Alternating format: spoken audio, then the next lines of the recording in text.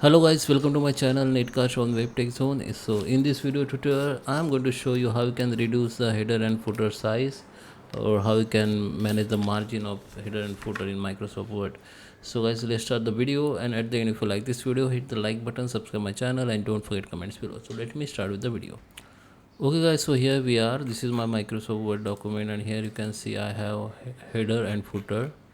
So there is a few way, or 1 2 3 way that you can use, and you can manage or change the size, like reduce the size or increase the size. Okay, first we need to enable that header. Okay, so come to the share search bar and search for header, and here we need to select edit header.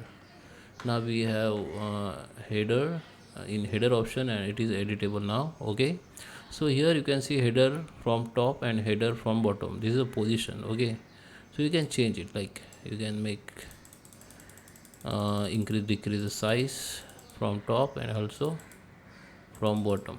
Okay, bottom is this size. Okay,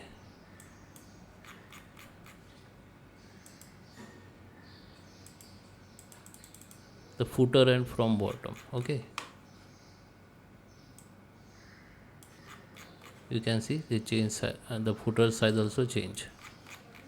You can see, and manual also you can do. What you can do, just double click on header, it will be enabled. Now here you can see this is a margin. You can just click on it and just drag up and down, the size will be changed. Okay, but yeah, you can see same for the footer.